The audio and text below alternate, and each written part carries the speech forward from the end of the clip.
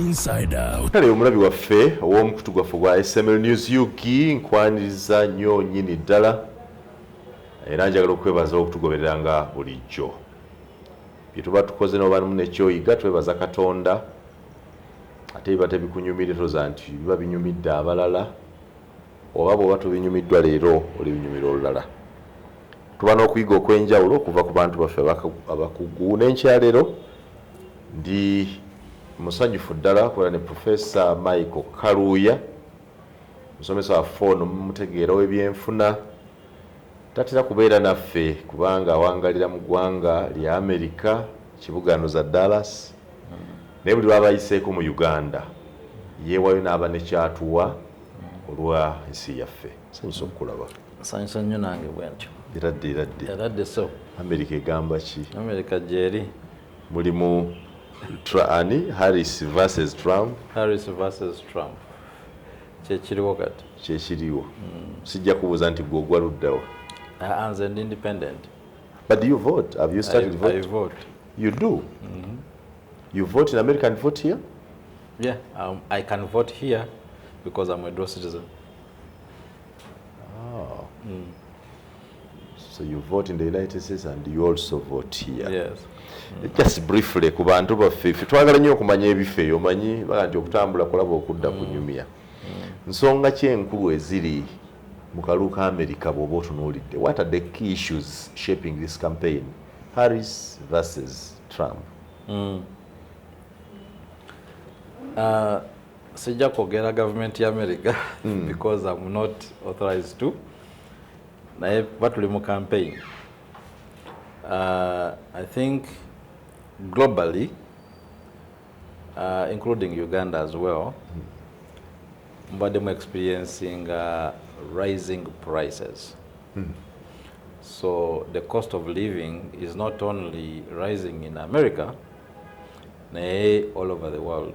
So those are things we call butter issues. Things that affect an individual, not feeling nti lina spending anga $100 nengula ebintu bingi nekati $100 can get me a handful. Komona buntu. You know, so bread and butter issues right now. So n'Amerika nabo bakosebwa balanga emiwendo gy'ebintu girinye, rent ali waggulu, food stuffs biri waggulu, and other services biri waggulu. A lot of people attribute this to politics. True. But abamu tamanyi nti COVID affected production. Up to today, are those effects still? You see, it is very hard for people to understand how we economists measure growth. But when we had COVID, production stopped completely. True that. So when production stops, you may end up having the same employees, or you may end up with a new set of employees.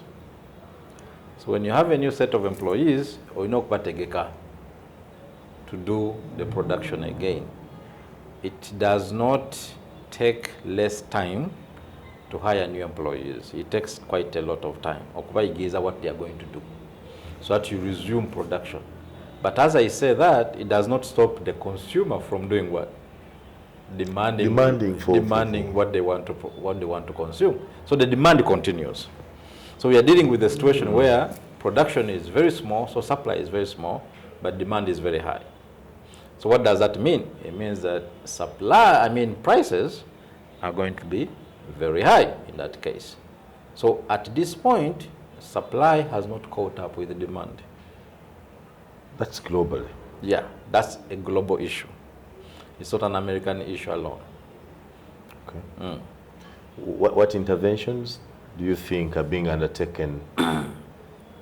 So, right now, there's what we call supply-side economics. Supply-side economics. What does that mean? It means that you need to incentivize producers to be able to engage as quickly as possible in more production. What you do, in this case, you can decide to give some credit. Could it be tax credit? It could be lowering interest rates, although that is something that is very tricky right now because of the increasing prices. Because if you lower interest rates, you're going to encourage more borrowing and then more consumption. Okay. Tuli wano n'ekizibu kye tubadde nakyo ndowooza mu bbanga kati zigenda kola myezi 4. Kyekizibu ky'abannaffe abasoloza wano emisolo aba Uganda Revenue Authority baleetawo system empya nga bakita IFRIS, Electronic Fiscal Receipting and Invoicing System. A system etafaanana gye twali tumanyidde. Wali wansanga ne ka invoice nenkawandiika nenkajja mu kapapula nenkuwa, ne receipt nengiwandiika nenkuwa. URA is now saying that receipting and invoicing should be electronic. By making it electronic, kitegeeza nti bwe mba nkuwa receipting era kyoguze ne URA emanya in real time, because ngigeneratinga nenjoleza ku system. URA in approval system of that sale, of that invoicing, literally meaning nti buli kye tukola tuli mu business abantu babiri. Do you think it's a good system? It's a good system if two things have been addressed. One is tax education. Who is paying the taxes? Are they educated on this new method of collecting taxes? I've heard about IFRIS and how it works, like you explained. However, omuntu alimenti okugikozesa has no idea of how the system works. Secondly, omuntu ali kugikozesa may not even be able to afford to implement the system where they work. The other thing is, it is very hard to distinguish what is taxable and what is not. So, omuntu ali mu business ayinza okuba nga atunda birime. I don't know whether the IFRIS is applied to produce or it is. I heard the president was laboring so much to explain the difference why importers are paying higher taxes as opposed to domestic producers, which to me made sense. If we want to grow our own economy, then we need to incentivize the person producing on the ground as opposed to the person importing. Because the person that is importing is actually killing the production here. The other thing so that is education. You need to educate these different people that are actually using the system. So that is a responsibility of the tax body. Yes. To go around the country before you even implement something and educate people about this. The other thing is about the faith of the system itself, the taxation system, administration. And, you know, there have been so many anomalies. I don't know whether they are true or not, that we are collecting these taxes. But what are these taxes doing? The taxes being used to me, who is paying it, to be able to access better services, or why it is just a matter of collecting and collecting and collecting. I think I've come at the right time where I can witness how Kampalans actually navigate the road network system. Okay? If you are going to get home in 4 hours because it has rained, because the roads are impassable, but you are paying taxes, I think that is not going to be fair to me, who is paying the taxes. And I may show some resistance in one way or the other. in complying with the taxation system. So tax administration and the fairness of the taxes to the common person. How is it done in America? How is tax collection done? Is it an electronic system, or is there something like this IFRIS we are doing here? So we have different taxes and tax administrations. We have the federal tax administration. In this country, we have URA. In the other country, we have what we call IRS. So IRS is a taxing body, the other side. But they tax mainly income, okay? Personal income. If you work for an entity, that entity is responsible to collect taxes on your income. And that entity remits the taxes to the tax body, to IRS. But on income and profits, and maybe on what we call capital gains. Capital gains is maybe you are investing in bonds and stocks and so on, and you earn some money that is going to be taxable to about 15% of the tax rate. The other taxes are called sales taxes, and so many other exercise taxes, sales taxes. But sales taxes are primarily collected by the local authorities. It could be a state, could be a city. But so me, a trader, I'm supposed to collect taxes on behalf of the state. And the state expects me to remit those taxes depending on the duration that I've selected. I can select quarterly, that every quarter I'm going to submit. Here is what we are calling VAT. I don't know, VAT is 18% here, 18%. I think. We are paying 8.25 in my state, and it's one of the highest in the country. You're paying just 8.25. And it's one of the highest in the country. Okay? There are some states where there is not even any sales taxes. Or sales tax could be like 1 to 2% or 4% maximum. But Texas has one of the highest sales taxes in the country. But the person who is responsible to remit the taxes is actually the trader. Who is responsible to pay? You, the consumer. But the other person pays back that 8 to 8.25. So that compliance right there is effected, because first and foremost they have a permit with the state that a sales permit that we are going to be collecting taxes. So they can even send you a reminder and say, oh, your taxes are due on this date. So you need to remit. If you don't remit, there's going to be a penalty. Okay, I think the penalty is about $50 in my state that somebody is going to pay. We have had allegations here that many people who are supposed to pay taxes are not actually paying. How can we navigate around that? So that is the issue with what we called the tax administration and the fairness of the taxing body. If the taxing body is not going after the potential taxpayers, then there is a problem of how we are collecting taxes in this country. And that problem does not go anywhere else but the taxing body, whoever is in charge of that area. So they're supposed to be accountable for that. Yeah. Okay. So how can that be solved? If we have a functioning administration in this country, that is something that needs to be addressed by the relevant bodies that supervise these government agencies. For example, Parliament.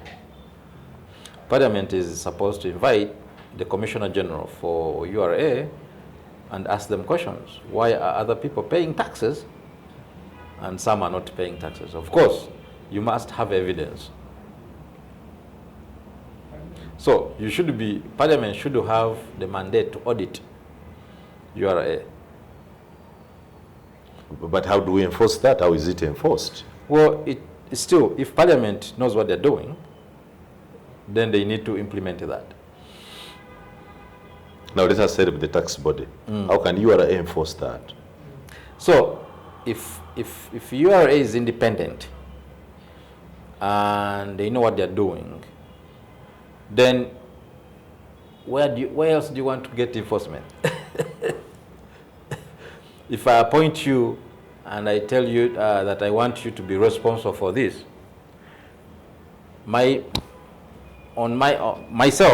I'm looking at you to do your work without influencing how you do your work.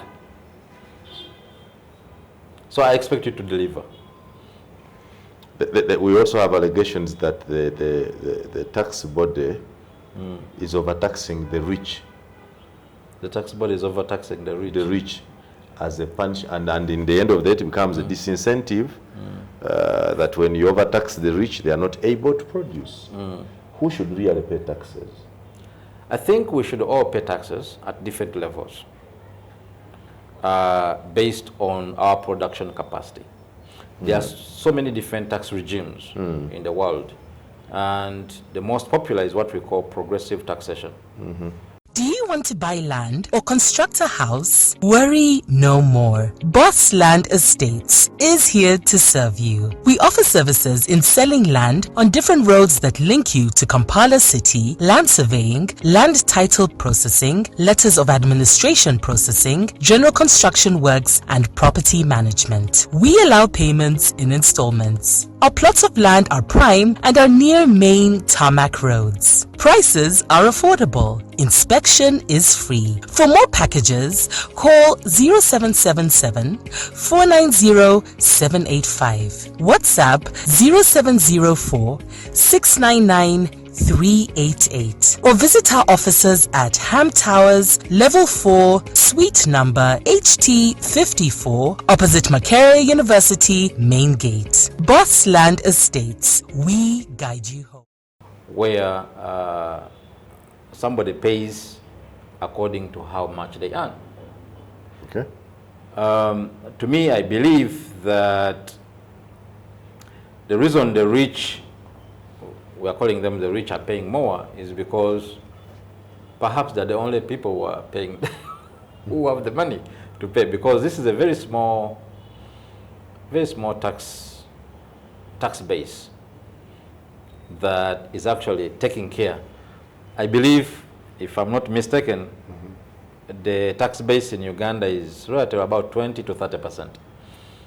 I can be corrected on that. Even less. Yeah. So for us to prevent just a few people paying for everybody else, then we need to expand the tax base and say a group of this category, we can categorize different income groups if we know where people, how much people are making. But if we don't know how much people are paying, it's going to be very, very impossible for us to administer taxes and collection of taxes. Because where I come from, we have what we call progressive taxes. And your income is actually captured by your employer, and the government knows how much you're making. Okay? Because we have what we call annual filing, and we have what we call a payroll system. The payroll system will go through the tax body. So every employer here must be registered with URA. So URA needs to know that we have employer X that is employing so many people. Okay? These so many people must have a tax identification number. In this case, we are calling it a TIN. So every employee, I believe, should have a tax identification number. And you should be responsible to at least file taxes so that we know who is making money and who is not making money. Because without that, I believe we are going to continue relying on the 20 to 30% people who have declared that they are having businesses and they're making lots of money to pay taxes. That is true. Yeah. So my proposal or my suggestion is for employers who are registered with IRS or with URA, who have tax identification numbers, should also encourage that their employees receive tax identification numbers. So they report the incomes that they're making for URA to determine how much taxes these employees are supposed to pay. I know government employees pay taxes. Why? Because they know they are employed by the government, so they will pay taxes. But what about the private sector? That might be missing.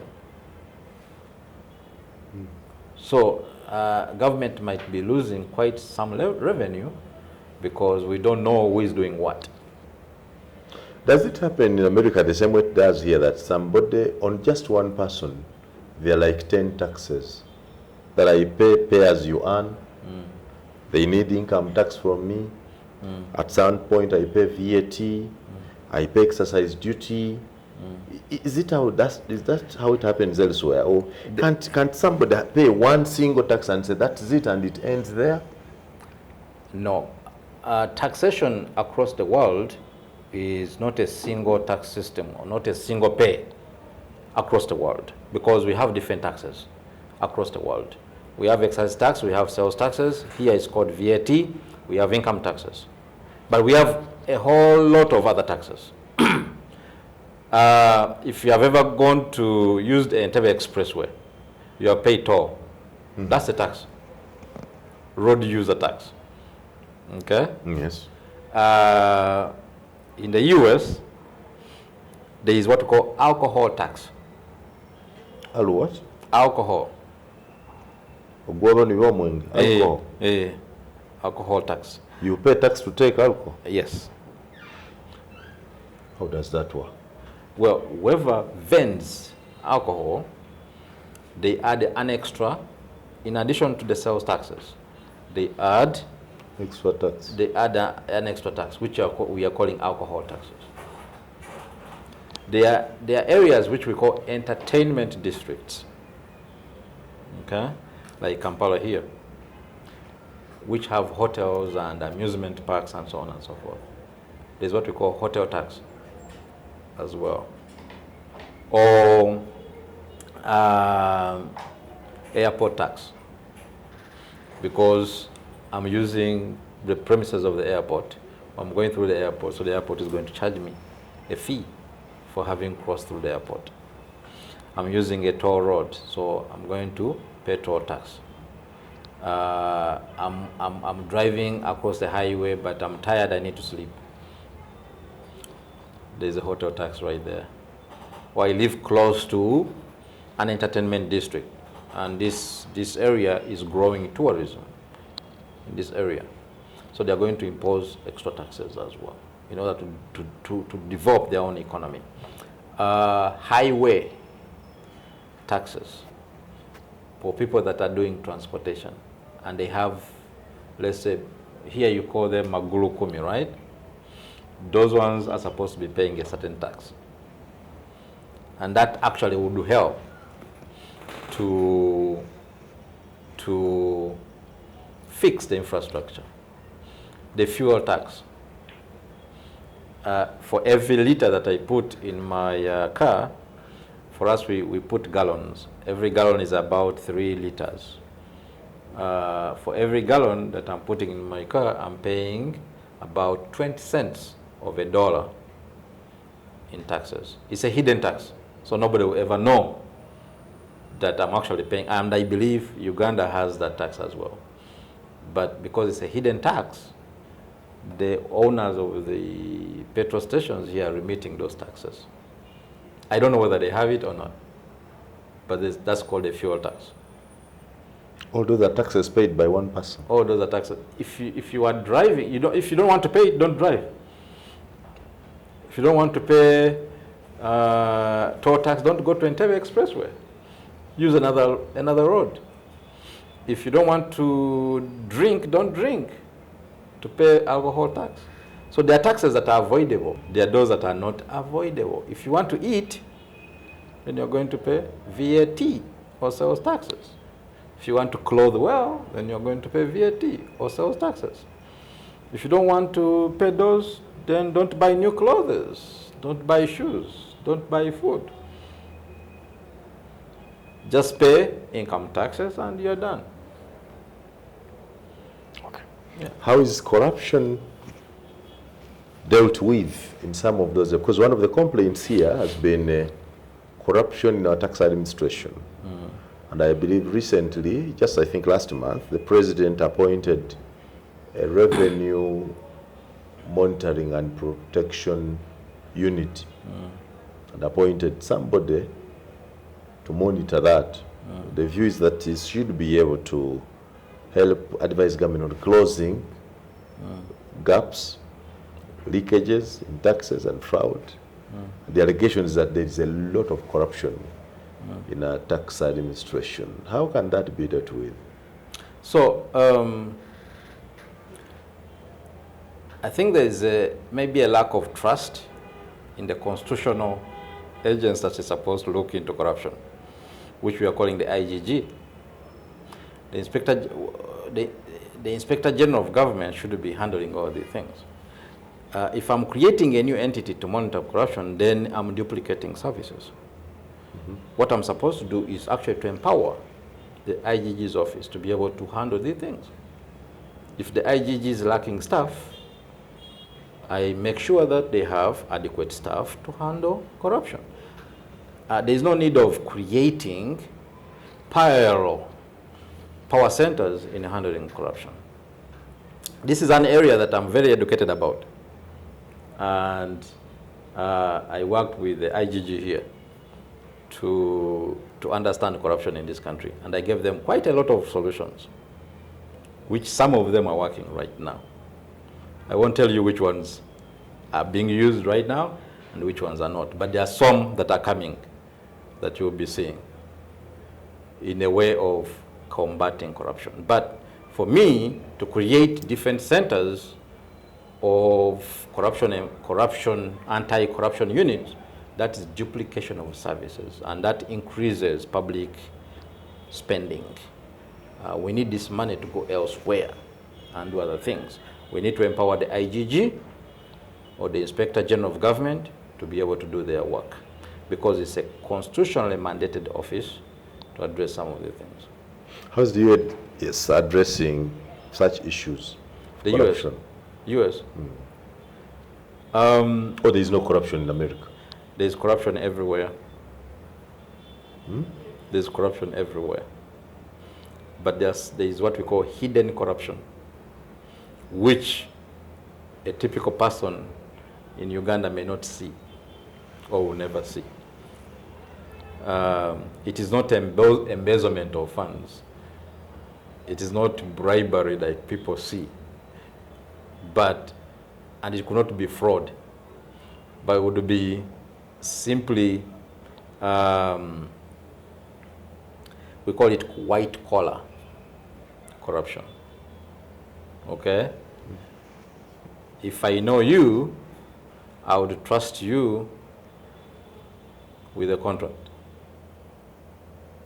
Okay? As long as I'm not violating any policies. So there are policies that are set in place to prevent me from actually hiring my friend to do certain things.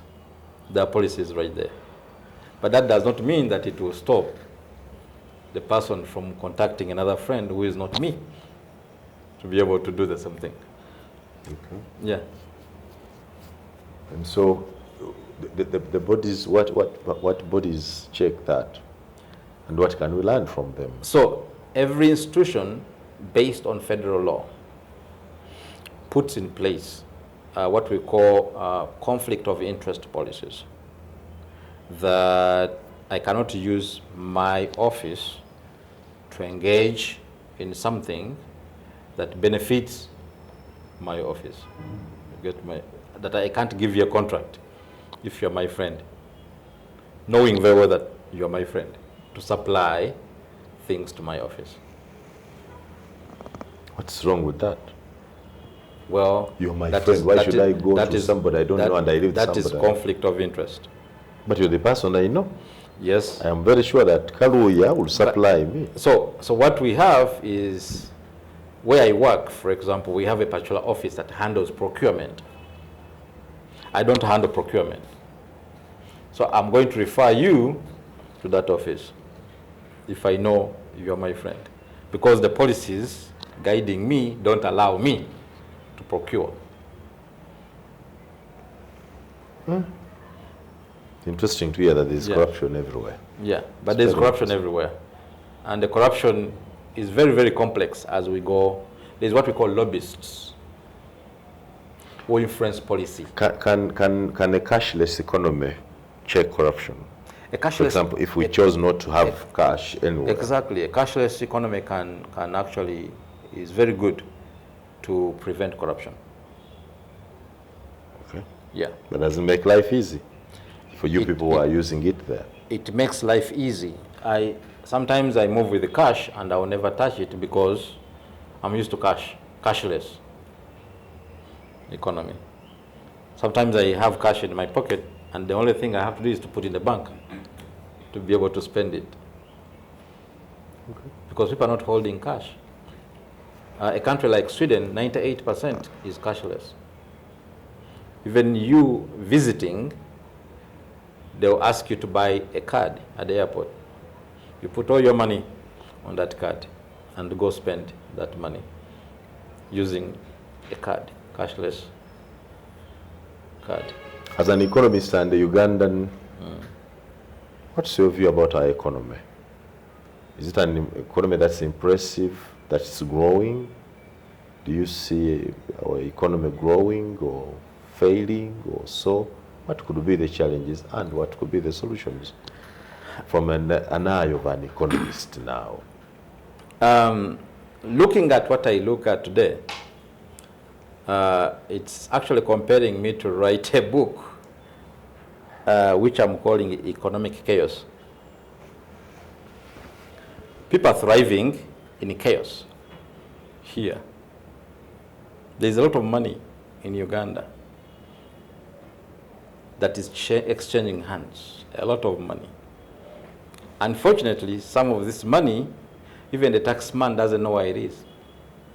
But people are actually enterprising themselves, you know.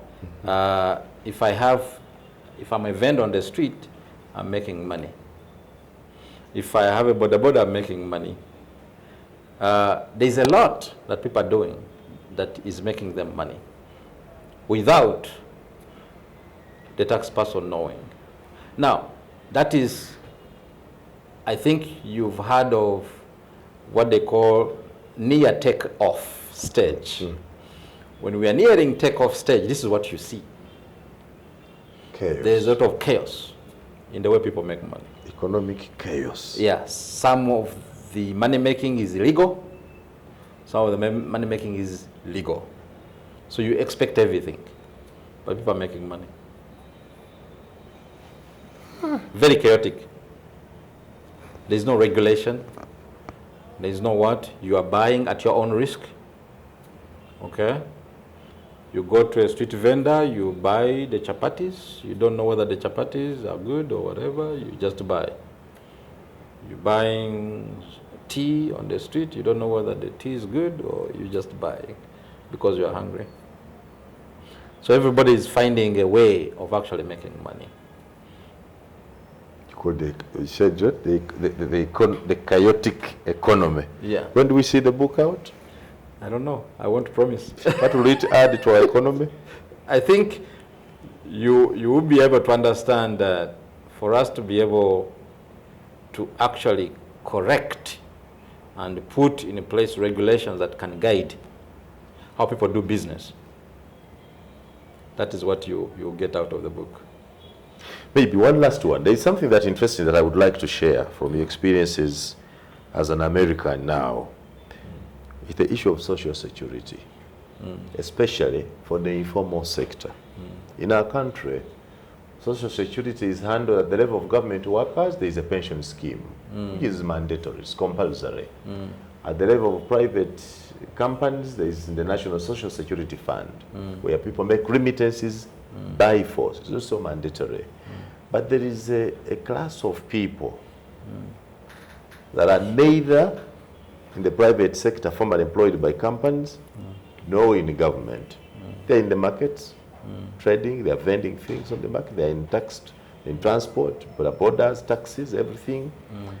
How do we provide social security to such? How is it done elsewhere? So there's what we call, in the US, you can actually open up a private social security account. If, let's say, you are in business and you don't have a formulated channel where you can get your money into NSSF, for example, maybe from your employer direct to NSSF.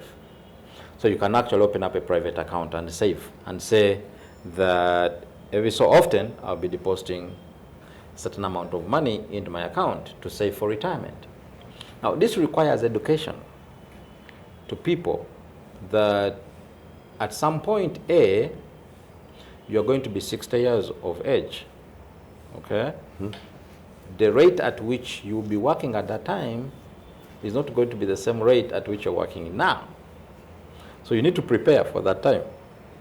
And how do you prepare? If you're able to save maybe 50,000 shillings every month, and we invest that money in a secure investment that earns you certain level of percentage, then by the time you are 60, maybe you might have so much money, or you can even with the private actually do a countrywide education tour and let people know that, and I'm sure NSSF have those private accounts. How easy is it to enforce it in the informal sector? We're talking about people who batunda manda balaba. No, even in the US, taxi, even in the US, we don't. First of all, every month. Even in the US, we don't enforce private people to put money in Social Security. They might have alternative retirement savings. That is a new concept here. People that have not learned that you can actually save for yourself privately elsewhere.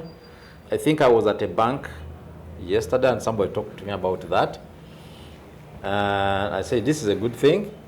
If somebody can put a certain amount of money every quarterly, every year or something, and it is earning you 22%, that's a good thing.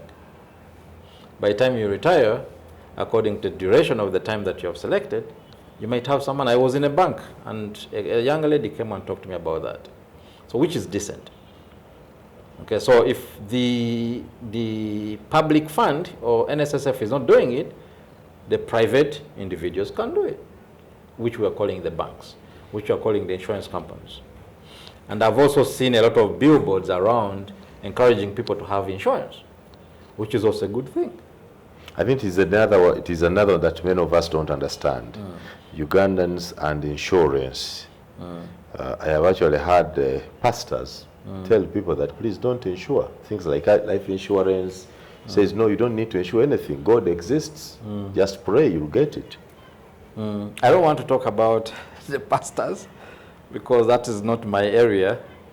However, I'll talk to the ordinary citizen that your life is actually in your hands. And you need to protect it, and you need to protect your family. At some point, when they need you, you may not be here. But early preparation is actually good for you as an individual and as a family. It's good for you. So, there is no such a thing that we are going to stay here forever. Okay? That at one point, every one of us is going to die. Okay? However, there are people we are leaving behind. What are we leaving behind? And how secure are we that they are going to be comfortable in the lifestyle? Personally, I've insured my entire house and my family. That if I'm not here, they are fine. There should be a minimum level of survival. Yeah. I insure my vehicles. I insure my life. I insure my health. There are people where I come from, where I live, who even insure their dogs. Insurance for dogs? Yeah. That when my dog dies? They even insure their jewelry. Obukomo, obunyere, everything. There's so different kind of it. They even insure against fraud. That weba nfera. But insurance is the insurance can cover me. There's all kinds of insurance.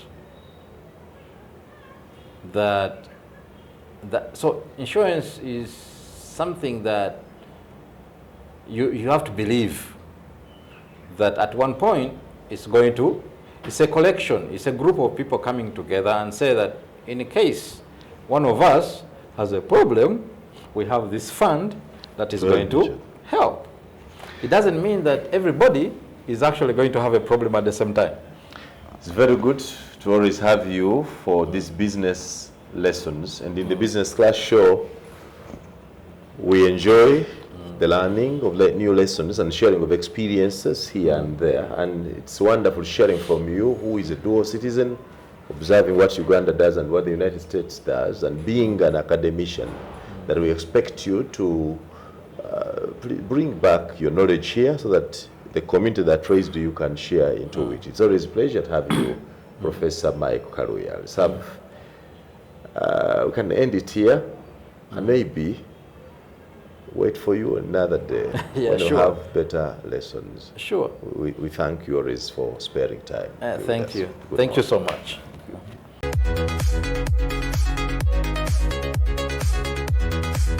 This is Inside Out.